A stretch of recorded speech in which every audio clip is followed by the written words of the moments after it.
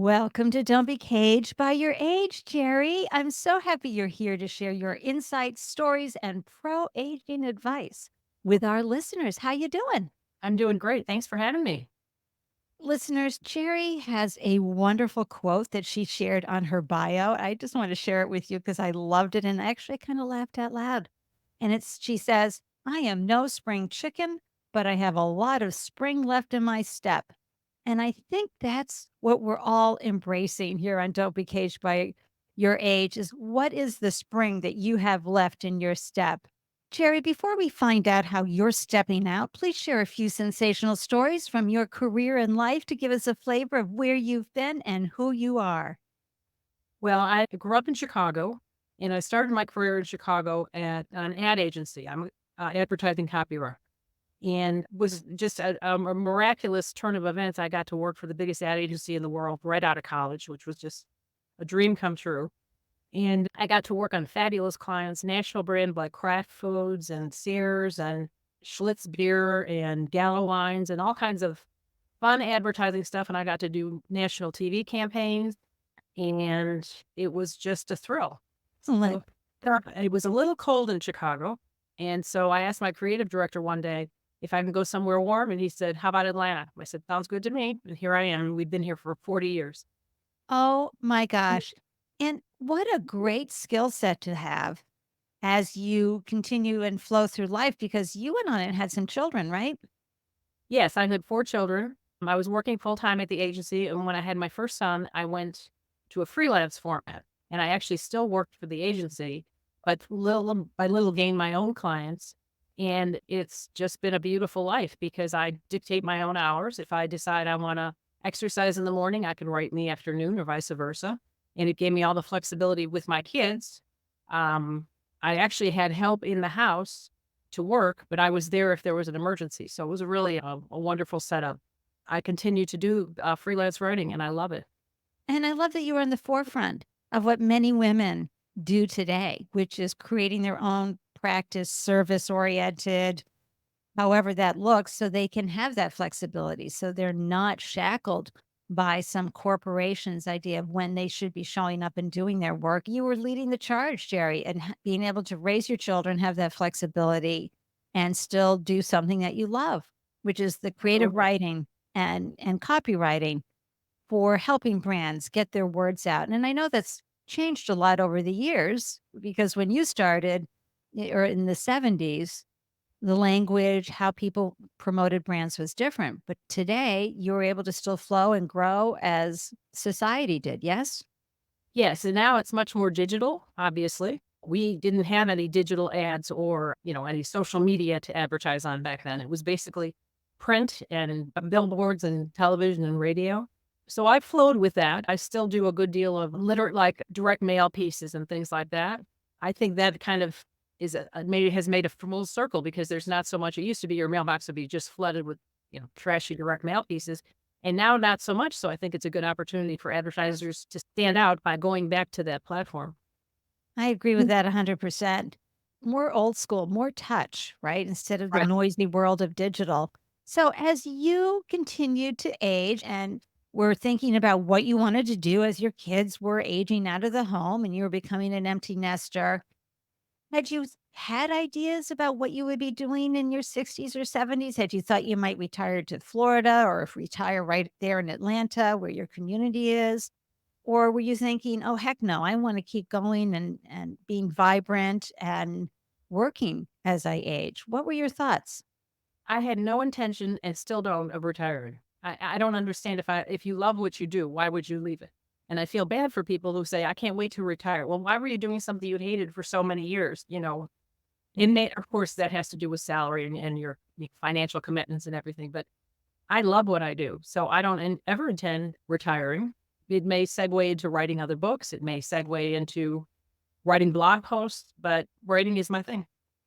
I love that, and have you experienced any ageist limitations on what you would and could be doing at this time in your life? Have any of your clients said, "Nah, we're gonna go with someone who is younger?" Because there is that bias, especially Awful. in advertising, copywriting, digital marketing. They think, "Oh, you have to be in your 20s to really Get understand." it. And that's ridiculous because listeners, a lot of times, certainly our Zeds grew up with digital media, okay? But they did it socially. They didn't do it for business, for marketing, for specific number crunching ways of reaching targeted audiences. What have you found? What has been your experience, Jerry? Well, the ageism thing is certainly true of the ad agency world. I can't imagine that an ad agency, despite my experience and everything, would bring me into their space. But I work a lot for independent companies, and I think what I can offer, I'm a little agency unto myself because I've had so much experience. And quite frankly, a lot of these people I never even get to see, nor do they see me. It's obvious from how long I've been around that I'm on the older side of the advertising world. But But so I you have your portfolio, so you can easily share with people your relevance in right. and tactics for how to reach folks in this new digital age, right? And a 20 something may understand the mechanics of putting together a digital ad, but they don't know the marketing side of it or they don't have creativity to make it stand out with the other bajillion Right. digital that it's going to fight against. Right. And really understanding that target audience you're trying to reach and having the right voice for what they need to hear and see. So I know that you are fueling your passion in many ways, of course, with your copywriting work and ad work at Creative Caffeine, but also you came up with a phenomenal idea during COVID. Please share with listeners your wonderful 2 volumes book called Late Boomers. It's really the ultimate compilation of stories that are shattering age-related expectations. Tell listeners what compelled you to reach out into this arena of writing and compiling these stories. Well, to back up just a bit, I worked for a fantastic retirement community here in Atlanta for about 10 years. And one of the things, in addition to doing their marketing pieces, they would ask me to interview some of the residents who are very cool people. And I would write their life story and they would post it on their website. So if you're shopping for a retirement community, you say, these are the kind of neighbors you're going to be around. And these people are accomplished. They've traveled the world. They're former actors and actresses and mayors. And so there's a group of interesting people. And I love doing it. I absolutely loved it. They would invite me into their kitchens and we talk for an hour about their lives. And then I'd write it up and, allow them to approve it. And then COVID hit and I couldn't come into their kitchens anymore, nor could I step foot in the retirement community. If you remember what it was like back in March of That's 2020. right. So all of a sudden my great love and passion was kind of taken away from me, but I did love telling people stories. And at the same time, a friend came up to me on the tennis court and said, she was a retired preschool teacher. And she said, I got a new job. I said, what are you doing? And she said, I'm going to be a Delta flight attendant. I said, what? I mean, I would have never dreamed somebody of my age would go that route. But she said, I always wanted to do it. And I didn't want to leave my kids when they were young, but now I really want to travel and see the world. And it took me 3 applications, but they took me. And I said, that's a fantastic story. And I started thinking, I bet there's a lot of those stories of people doing what they really want to do after they retire, after they, put aside their career that may have paid the bills and they may have enjoyed it and they may not have enjoyed it. But now they have free time and they're not strapped by some of those financial obligations. And I bet there's stories about people doing fantastic things, maybe things they always wanted to do, maybe things they didn't even know they wanted to do.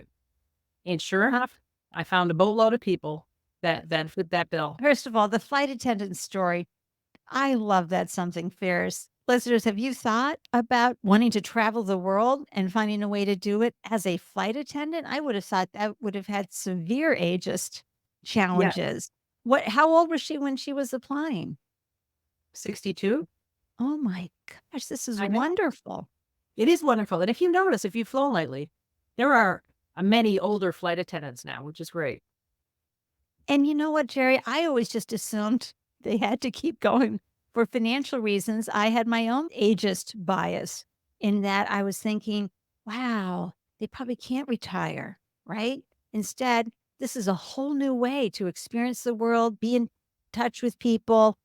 I mean, it can get kind of challenging nowadays on flights as far as some of the uh, manners that people lack when they fly, but still, it really is a way to grow and glow internationally and not work so many hours because flight attendants have very flexible hours.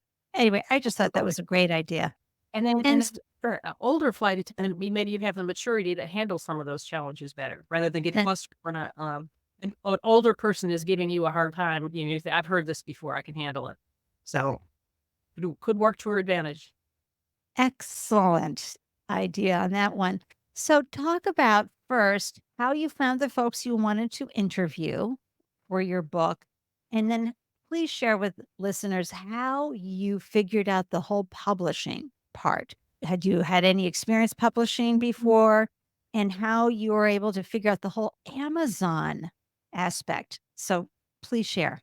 Well, the one thing as an independent writer is I'm very resourceful. I know how to find stuff because I don't have a research department to find it for me. And so I scoured Art Magazine. I got some people from People Magazine. I got people from the local paper that they were doing an article on. And basically, I would hear their story and most of the time contact them through Facebook. I'd find their Facebook and private message them and saying, I'm doing this book. Would you be interested? And I got one turn down. There was some people I couldn't find, but I don't think anybody said, no, I don't want to do that. So that was very rewarding. And to publish, my husband helped a lot with the Amazon thing. It's not that hard to navigate. It really is not. Yes, this was self-published. Yeah. And I think the hardest part, and it wasn't easy for my husband either, you have to format it a certain way. So we kind of fooled with that for a while and decided we were just going to hire somebody from Fiverr to do it for $50. And that's what we ended up doing. And then Amazon, the way it's set up, they publish per order. In other words, I don't have to invest in 250 books and have them sitting on my shelf. When somebody puts in an order, that's when they publish the book. So that was a nice non-financial commitment that came with it.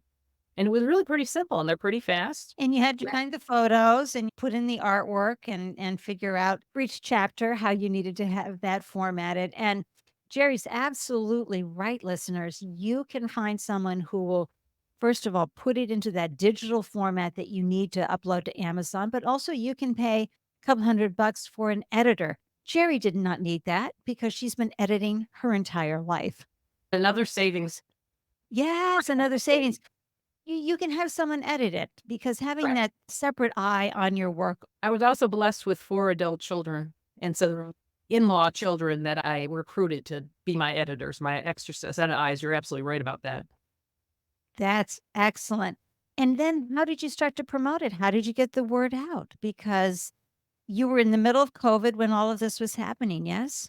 Yes, I did a lot of just self-promotion. I contacted local paper, I contacted local we have these magazines that are kinda county-based, and I got some publicity that way. Word of mouth, I have great friends and a fairly big Facebook base, and it went through there.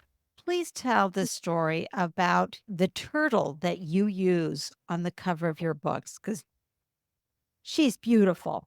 She is. Negrita, she's behind me. I have a picture of her behind me. I saw this story on Facebook about a tortoise actually in the Galapagos.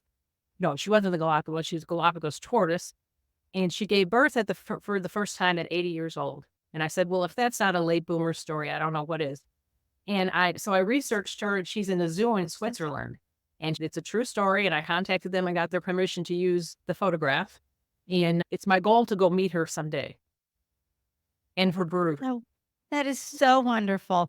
And of course, listeners, I'm going to have links for everything in the show notes, but you can hop right on to Amazon, type in late boomers and Jerry, Jeri, right there, and it will come right up.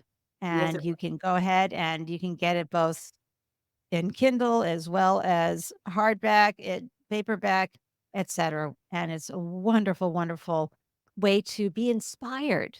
So right. share a couple of your favorite stories from your 2 volumes. Well, my favorite story is always the one I was working on. And getting to know these people, I would do mostly phone conversations because it was during COVID and they were all over the country. They weren't all based in Atlanta, but it was just delightful. And to this day, I stay in touch with many of them, and it's just wonderful. I'll tell you the story about Judy McCall.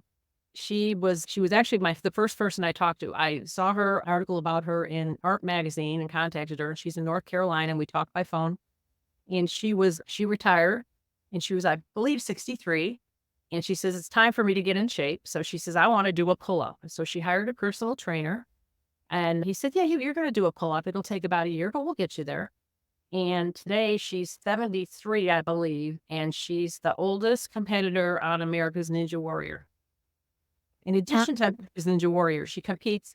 Ninja is kind of a genre of competition, too. She competes all over the country in senior swimming, in ninja competition. And she's recently, after the book was published, was in the Guinness Book of World Records as the oldest ninja competitor. and listeners, Jeri was kind enough to introduce me to Jenny, and you can get all the information you need about Jenny on episode 19 because it's a fascinating story, especially Yes. when you think about how hard it is to be a ninja warrior. I For a mean, you've got to 20-year-old. have it's fancy footwork. And Mhm. also, we talk about how to build the grip because your hands, right, can be some of the first things to go with your body, and how to keep your fingers and your hands strong and your wrists strong. So, we had a great conversation. Be sure to tune into episode 19 to hear Jenny's story. And thank you so much, Jeri, for introducing me to Jenny. Any other story you wanna share with us that you found? I know all of them are wonderful and fascinating, just like your children, but is there 1 or 2 more that you'd like to share with us? Would love to.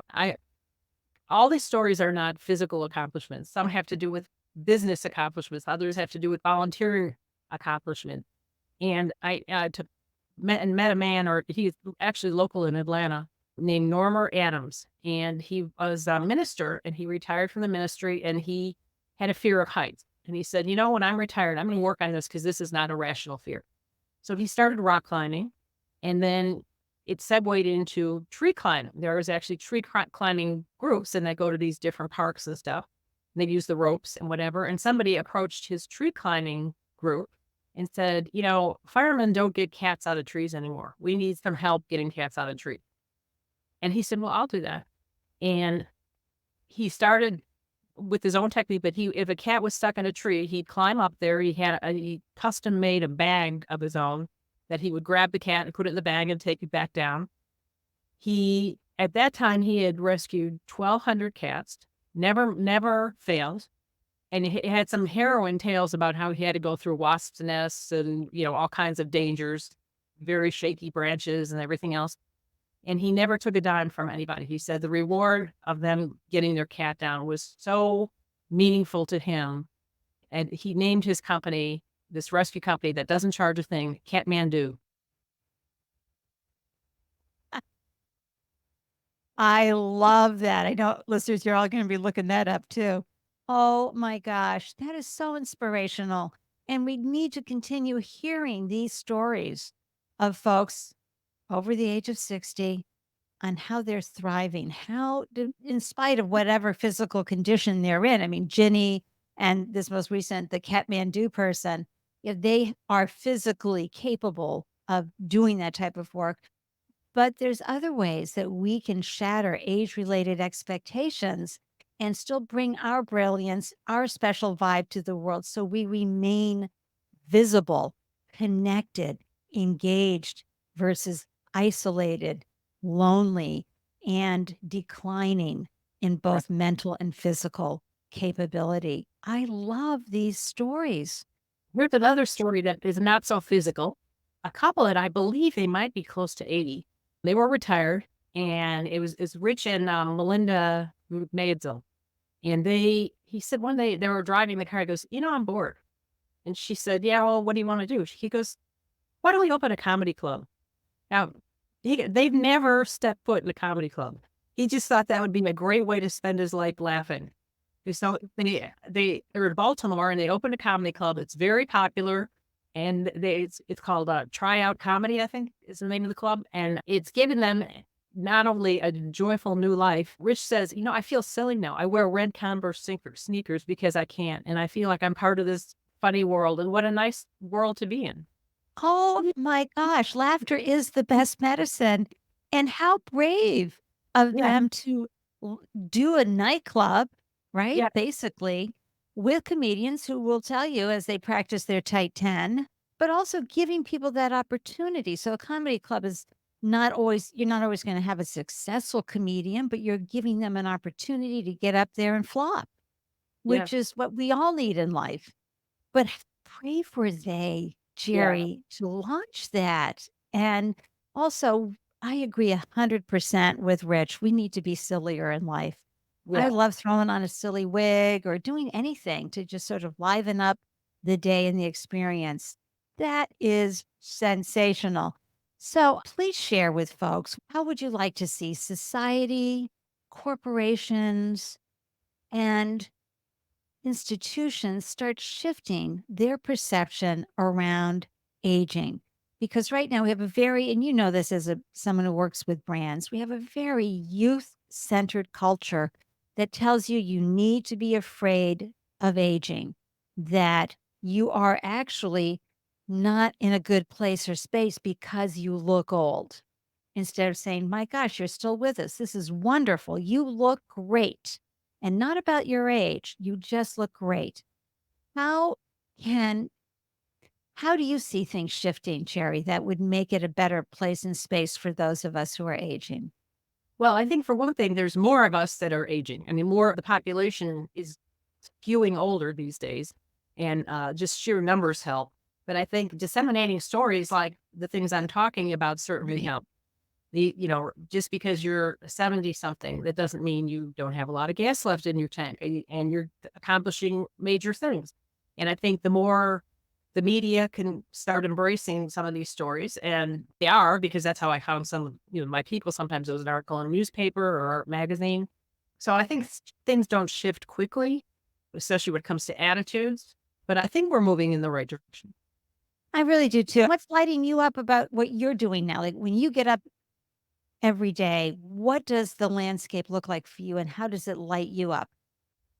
Well, I have to have a writing project on my docket. If I don't, I feel naked or something. I don't have to wake up and work on it right away, but I just need to have something. And to fulfill that, in addition to my paid for work, I've recently volunteered for a pet rescue organization, and I'm writing the bios for pets for them. And it's probably some of the funnest stuff I've ever done because Oh, I just have to give these animals personality, even if they have them or don't have personality, but just to get people to come take a look at them. So that's been really fun. So I look forward to doing that every week. oh, And Jerry, I want to link to that, please. You're doing such a wonderful thing as working and creating those clever bios to help yes, it's those really pets get fun. into their forever home. I love that. So that's really floating my boat lately, in addition to my other work that is really fulfilling and fun, and my Mm. family and friends. And that's, keeping those connections. I often bring this up, listeners, about the blue zone. At the end of the day, it's not what you're eating, it's not your environment or location, it's your connection to Right. other humans that keep you feeling young and aging well into your 80s, 90s, and 100s. Jerry, how can folks follow you and engage with you, hire you? Because creative caffeine, folks, that's Jerry's business. How can they stay in touch with you? Well, anybody's that's watching this is welcome to email me, and my email is home-work@comcast.net. You could buy the Late Boomers book on Amazon. You just type, as Andy said, you just type in late boomers, not bloomers, and I'm happy to connect with you on LinkedIn. Wonderful, wonderful. I will have the link so that you can follow Jerry everywhere she glows. Thank you, Jerry, for joining me, for sharing your wonderful stories and how you are shattering age related expectations and thriving so well after 65. Well, thank you for having me. It was fun. Oh, it was so much fun. And listeners, remember you have so much to give. Don't let those internalized ageist beliefs prevent you from pursuing new dreams and opportunities, no matter what age you're at.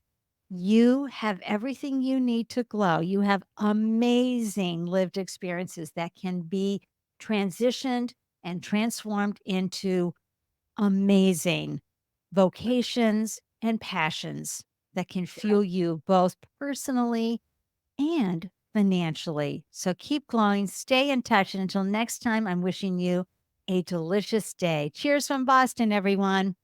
Listeners, I'm so grateful you carved out time to tune in and grab the gems from this delicious conversation. Be sure to hop on over to Don't Be Caged by Your Age on LinkedIn or Instagram to share your thoughts about ageism and unretirement. Because in this space, your age doesn't define you, it refines you. If you are inspired by a story you hear, it would mean the world to me if you would subscribe, share, rate, and review the podcast. To receive an alert whenever a new show is posted, please join the Don't Be Caged by Your Age newsletter. Every month, you'll receive links to the podcast and helpful resources for creating possibilities for your unretirement days. Thank you for tuning in. I am so excited to hear how you found ways to thrive after 65. Waving from Boston, cheers.